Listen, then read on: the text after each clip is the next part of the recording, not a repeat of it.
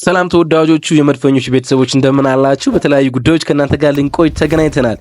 በቅድሚያ ግን ለመላው የእስልምና እምነት ተከታዮች እንኳን ለ1446ኛው የኢድ አልአድሃ አረፋ በዓል በሰላም አደረሳችሁ ማለት እንወዳለን። እንዲሁም ደግሞ መልካም በዓል ይሁንላችሁ። ዛሬ ከእናንተ ጋር በሚኖርን ቆይታ ላይ ትልቅ ጉዳይ እናነሳለን። ቢግ ጋቢ ገብርኤል ማጋለሽ ከሰዓታት በፊት ለአርሰናል ኮንትራቱን ማስቀመጥ ችሏል። እስከ 2029 ደግሞ ኮንትራቱን አስቀምጧል። የእሱን የእግር ኳስ ህይወት በአርሰናል ውስጥ ያሳለፈውን ልንዳስስ ከእናንተ ጋር ቆይታ እናደርጋለን። እንዴት ኮንትራቱን ፈረመ፣ ከኮንትራቱ በኋላ ደግሞ ምን አለ፣ ምን አይነት አስተያየቶችን ሰጠ፣ ወደፊት ለአርሰናል ምን ይመኛል፣ እነሱን እናነሳለን። ደግሞም ከአርሰናል ጋር የነበሩትን አንዳንድ ቁጥሮችንም እንዘክራለን። ሌላ ደግሞ ስም አለ ወደ አርሰናል ሊቀላቀል ጫፍ የደረሰ ግን እግር ኳስ ተጫዋች አይደለም፣ የሲኒየር ሪኳየርመንት ባለሙያ ነው። የእግር ኳስ ልማት ባለሙያ ልትሉ ትችላላችሁ፣ ወይም ደግሞ የቡድን ግንባታ ባለሙያ ልትሉ ትችላላችሁ። ማቴዎ ቶኛዚ የአንድሪያ በርታ ሁነኛ ሰው ሊሆን የአርሰናል መግቢያ በር ላይ ደርሷል። ስለ ሁለቱ ጉዳዮች ልናነሳ ከእናንተ ጋር ቆይታ እናደርጋለን። ደግሞም በቆይታችን ወቅት አብራችሁን ትቆዩ እንፈልጋለን። ስቆዩ ደግሞ ሰብስክራይብ አድርጋችሁ አድምጡን። ሰብስክራይብ ያደርጋችሁ አድማጮቻችን ደግሞ ላይክ አድርጋችሁ ቪዲዮአችን ጀምሩ። እነን ስለምታደርጉልን ከልብ እናመሰግናለን። ወደ መረጃዎቻችን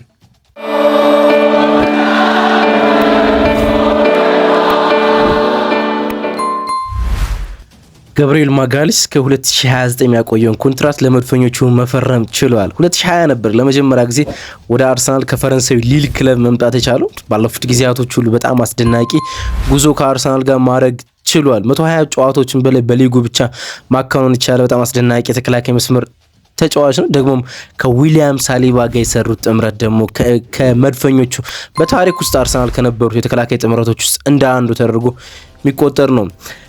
ኤሚ ሎረንሰን ዘጋርዲያን እንዲህ ትላለች፣ አስደናቂ የሆነ የሰውነት ቋንቋ አለው። እሱ የሰውነት ቋንቋው በኮርና ቦክስ ውስጥ ጎሎች እንዲያስቆጥር ይረዷል። አስፈሪ ተጫዋች እንዲያደርግ አድርጎታል። በአርሰናል ውስጥ ካዩዋቸው ተከላካዮች ውስጥ በጣም አስደናቂ ውድድር ጊዜ እያሳለፈ ነበረ። ስለዚህ ውድድር ዓመት የእሱ ጆርኒ ትገልጻለች እና ይህ ቢግ ጋቢ ከአርሰናል ጋር እስከ 2029 ይቆያል። የእግር ኳስ ህይወቱ የጀመረው በኤቪ ነበረ። በልጅነት ከተወለደበት ከተማ 700 ኪሎ ሜትር ያህል በሚርቀው ኤቪ ማለት ነው። የተወለደው ፍሎረንስ ፖሊ ነበረ። በ13 ዓመቱ ነበረ እንግዲህ ኤቪን መቀላቀል የቻለው። 13 ሰዓት የባስ ጉዞ አድርጎ ነበር ወደ ኤቪ ያመራው። በጣም የሚገርመው ነገር በ18 ዓመቱ የመጀመሪያውን ጨዋታው ኤቪን ከግሪሚዶ ጋር በሚያደርግበት ጨዋታ ላይ በመጀመሪያ ጨዋታ በላስት ሚኒት ቡድኑን አቻ የሚያደርግ ጎልን በግንባር አስቆጥሮ ነበረ ማለት ያ በ18 ዓመቱ የጀመረው አስደናቂ ጉዞ ነው። እንግዲህ ቀጥሎ እስካሁን ድረስ አስደናቂ ቦክስ ክሬተር የሆነ ወይም ደግሞ ክሬሸር የሆነ ተጫዋች መፈጠር የጀመረው ማለት ነው። ከአንድ ዓመት በኋላ 18 ዓመቱ ያን ድርጊት ከፈጸመ በኋላ ከአንድ ዓመት በኋላ ወደ ሊል አመራ፣ ወደ ፈረንሳይ ሊግ አ ቡድን ማለት ነው። በሊግ የፕሮፌሽናል እግር ኳስ ህይወቱ ጀመረ ማለት ነው። ለሊል ወደ 42 የሚጠጋ ጨዋታዎችን ነው ማከናወን ይቻላል። ግን ብዙ አመታትን ነው የቆየ፣ ወደ 3 እና 4 አመታትን ነው የቆየ። በሁለት አጋጣሚዎች ሊል በውሰቱ ወደ ተለያዩ ክለቦች ሰጠውት ነበር። ወደ ትሮይስ እና እንዲሁም ደግሞ ወደ ዳይናሞ ዛግሬብ በውሰት ሰጠውት ነበር። ከዛ በኋላ ወደ አርሰናል ከመምጣቱ በፊት 2019-20 ሲዝን ላይ ለሊል በጣም አስደናቂ ሲዝን አበረከተ። ከዛ በኋላ አርሰናልና ሚኬል አርቴታ 2020 ላይ አስፈረሙት። ከሚኬል አርቴታ የመጀመሪያ ፊርማዎች እንደ አንድ ነው ማለት እንችላለን። በ22 ዓመቱ ነበረ በ26 ሚሊዮን ዩሮ በጣም በስስ ገንዘብ ወደ ኤምሬትስ መምጣት የቻለው። ከዛ በኋላ ያለው ነገር ታሪክ ነው ማለት ትችላላችሁ። በተለይ ደግሞ ባለፉት 3 ዓመታት አርሰናል በሊግ ውስጥ ሁለተኛው ነው ሲያጠናቅቅ የእሱ ሚና በጣም ከፍ ያለ ነው። ጎሎችን ከማስቆጠርም በላይ ደግሞ የቡድኑ መሪ የሆነ ስታር የሆነ ተጫዋች እንደሆነ መናገር ይቻላል። 2023 ለመጀመሪያ ጊዜ ለብራዚል ከተጠራ በኋላ እንኳን 14 ያህል ጨዋታዎችን ማድረግ ችሏል። በሚቀጥለው ብራዚል የአሜሪካ የዓለም ዋንጫ ላይ ብራዚል በጣም ከምትጠብቃቸው ካርሎ አንቸሎቲ ደግሞ አገግሞ በሙሉ ፊትነስ ውስጥ ቢያገኙ ከሚመርጣቸው ተጫዋቾች ውስጥ እንደ አንዱ እንደሆነ በድፍረት መናገር እንችላለን። ወደ ሊጉ 2020 ከመጣ በኋላ እንደሱ ጎል ማስቆጠር የቻለ ተጫዋች በሊጉ ውስጥ የለም። 17 ጎሎችን ነው ማስቆጠር የቻለ። ቫን ዳይክ ከሱ ተከትሎ 12 ጎሎችን ነው ማስቆጠር የቻለ። እንዲሁም ፋቢያን ሻር በተመሳሳይ 12 ጎሎችን ማስቆጠር ችሏል። ከተከላካይ ስፍራ ተጫዋቾች ውስጥ የ5 ያህል ልዩነት አለው ማለት ነው። ያን ያለ ገዘፍ ተጫዋች ነው። በታሪክ ውስጥም ከአርሰናል ግብ አስቆጣሪ የመሃል ተከላካዮች እንደ አንዱ ነው። ሎረን ኮስሊያኒ ብቻ ከሱ የተሻለውን ጎል አስቆጥሯል። ሎረን ኮስሊያኒ 22 ጎሎችን አስቆጥሯል። ሁለተኛ ላይ ቢግ ጋቢ ይገኛል። ቶማስ ቫርማላን 13፣ ዊሊያም ጋላስ ደግሞ 12 ጎሎችን ያህል ማስቆጠር ችሏል ማለት ነው። በጣም አስደናቂ የጎል ማስቆጠር ቁጥር እንዳለው እንነጋገራለን አይደለ? በተለይ በዚህ ውድድር ዓመት ሊጉን የጀመረበት ብቃት በጣም አስደናቂ ነበረ። አንዳንዶቹም ከዊሊያም ሳሊባ የተሻለ ስታት እየሰጡት ነበር፣ ወይም ደግሞ ከዊሊያም ሳሊባ የተሻለ ሲዝን እያሳለፈ እንደሆኑ በድፍረት እየተናገሩ ነበረ። እሱ ሲኖርና እሱ ሳይኖር አርሰናል እንኳን የተለያየ መልክ አለው። ለምሳሌ 160 ያህል ጨዋታዎችን ከሱ ጋር አርሰናል ማከናወን ይችላል። ከሱ ውጭ ደግሞ 30 ያህል ጨዋታዎችን ማከናወን ይችላል። 30 ሳምፕል ሳይዙ ጠባብ ሊሆን ይችላል፣ ግን አንዳንድ ነገሮች ይጠቁመናል። እሱ ሜዳ ውስጥ ሲኖር 2 ጎሎችን አርሰናል በአማካይ ማስቆጠር እድል አለው። እሱ ሜዳ ውስጥ ከሌለ 1.7 ጎል የማስቆጠር ሬት ነው ያለው። ያን ያህል ይደክማል ማለት ነው። ጎል የመቆጠር እድሉ እሱ ሜዳ ውስጥ ካለ 0.9 ነው። ያ ማለት ከ1 በታች ነው። እሱ ሜዳ ውስጥ ከሌለ ግን 1.2 ጎል የመቆጠር እድል አለው። ቢያንስ 1 ጎል አርሰናል ይቆጠርበታል ማለት ነው። የማሸነፍ ሬቱን በተመሳሳይ እንዲህ ያለ ልዩነት አለው። ከሱ ጋር አርሰናል የማሸነፍ ሬቱን 63.7% ድርሻ ይኖረዋል። ከሱ ውጭ ግን ጨዋታዎችን የማሸነፍ እድሉ አርሰናል 40% ብቻ ነው። ፖይንት ፐር ጌም ብንወስድ እንኳን በየጨዋታው ከሱ ጋር አርሰናል የሚያገኘው ነጥብ 2.1 ነው። እሱ ግን ሜዳ ውስጥ ከሌለ ነጥብ የማግኘት እድሉ 1.5 ብቻ ነው ማለት ነው። እንግዲህ ኤፕሪል ወር ላይ የጡንቻ መሸማቅ ጉዳት አጋጠመው፣ ሰርጀሪ አረገና ከቡድኑ ጋር ተለያየ ማለት ነው። 42 ጨዋታዎችን ነበር እስከዛ የጡንቻ መሸማቅ ጉዳት ድረስ ያስተናገደው ማለት ነው እንጂ በጣም አስደናቂ ጉዞ ነበረው። በተለይ በሴት ፒሶችና በሴት ፒሶችን በማሸነፍም በመከላከልም ጭምር ማለት ነው። አሁን ለ2025-26 ሲዝን አጥብቆ የተዘጋጀ እንደሆነ ይታወቃል። ወደ አርሰናል አንድሪያ በርታ ከመጣ በኋላ መጀመሪያ ሊሰራ የፈለገው ስራ የዚህን ተጫዋች ኮንትራት ማደስ ነው። የተሳካ ይመስላል። ቀጣዮቹ የሚጠበቁት አሉ። የቶማስ ፓርቲን ኮንትራት ማደስ፣ የዊሊያም ሳሊባና የቡካዮ ሳካን ኮንትራት ማደስና የቡካዮ ሳካን ኦልሬዲ የተረጋገጠ ነው ኦፊሻል ማድረግ የሚጠበቅ ይመስለኛል።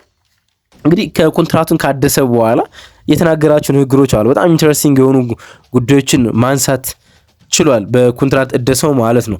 ሜይ 29 ነበረ እንግዲህ አትሌቲክ ኮንትራቱን ሊያድስ ጫፍ እንደደረሰ የተናገረ።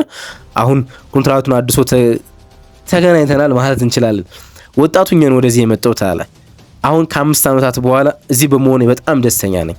እዚህ በመሆኔ ብዙ ኩራት ይሰማኛል። ብዙ ነገር እየተማርኩ ነው አለ እና የመጣበት ጊዜ በጣም ወጣት እንደነበረ ከዛ በኋላ ብዙ ነገሮች እንዳሻሻለ ለዚህ ውድድር ዓመት ፐርፎርማንሱን ብዙ እንደረዳው ጆርኒውን የሚያሳውቅ ነገር ነው መናገር የቻለው ማለት እንችላለን። በአንድ አጋጣሚ ከአርሰናል ጋር የመውጣት እድል እንደነበረው እናስታውሳለን። 2023-24 ሲዝን እንደተጀመረ በመጀመሪያዎቹ 3 ጨዋታዎች ሚኬል አርቴታ ተጠባባቂ ቦታ አድርጎ ተመልክተን ነበረ። ያ የነዛ 3 ጨዋታዎች ለጋብሪኤል ማጋርሽ በጣም አስፈሪ ጊዜያቶች ነበሩ።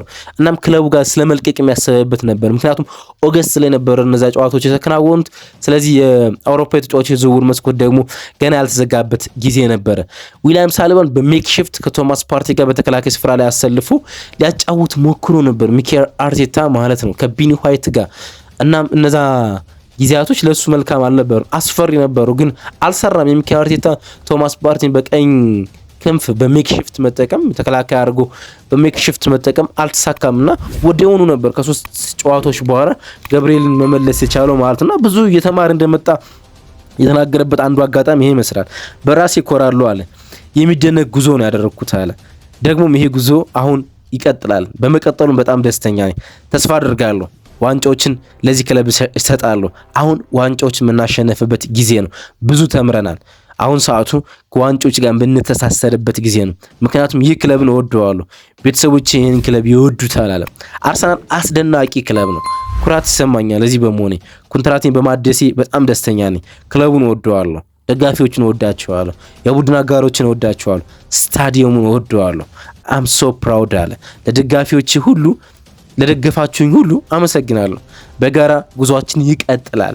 እናም ለዚህ ክለብ የሆነ ነገር እናበረክታለን ሲል እስከ 2029 በሚቆዩ ኮንትራት ውስጥ ለአርሰናል ምን መስጠት እንደሚችል መናገር ችሏል። በፎቶ ስነ ስርዓቱ ላይ ሚኬል አርቴታና አንድሪያ በርታ ተገኝተው የቢግ ጋቢን ኮንትራት ይፋዊ ማድረግ ችሏል ማለት ነው። ቀጣይ የቤት ስራዎች ይጠብቁባቸዋል ሁለቱ ሰዎች ሚኬል አርቴታና አንድሪያ በርታ። ቀጣይ በጣም ትልልቅ የቤት ስራዎች የሚጠብቋቸው ይሆናል ማለት ነው። ስለ ቢግ ጋቢ የሚሰማችሁን ነገር ጻፉልን እስኪ።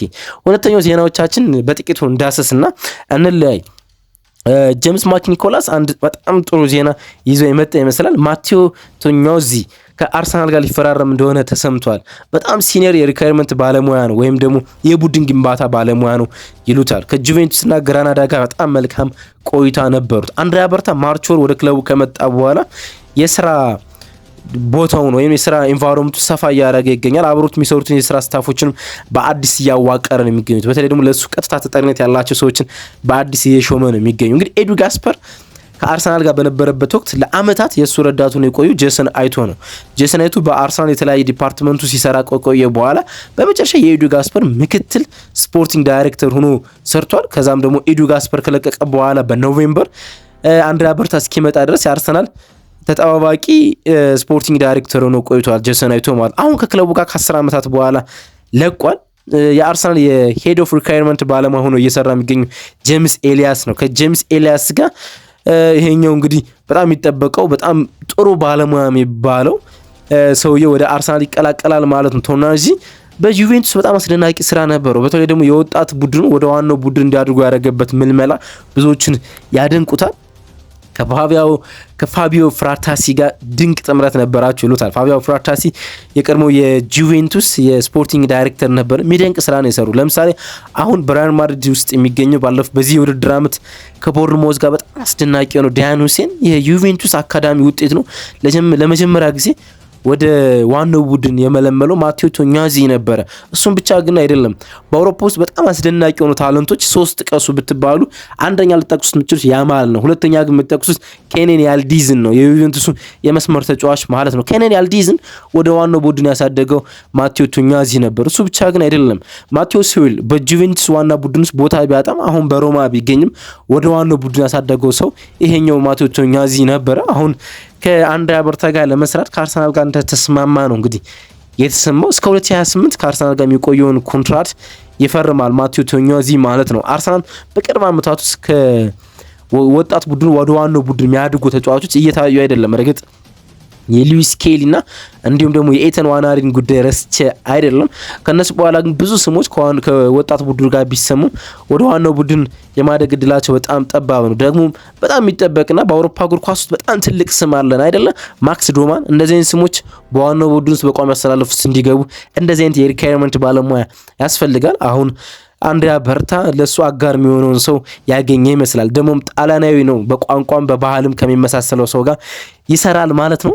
ዛሬ ከተሰሙ ማለዳ ላይ ከተሰሙ ዜናዎች ውስጥ ሁለቱ ትልልቆች ናቸው። ነገ ደግሞ እንገናኛለን። ትልልቅ ዜናዎች እየወጡ ይገኛሉ። በነዛ ዜናዎች ውስጥ ነገ ማለዳ ምንገናኝ ይሆናል። በድጋሚ ለእስልምና እምነት ተከታዮች እንኳን ለኢድ አል አድሃ አረፋ በዓል በሰላም አደረሳችሁ ማለት እንወዳለን። መልካም ቀን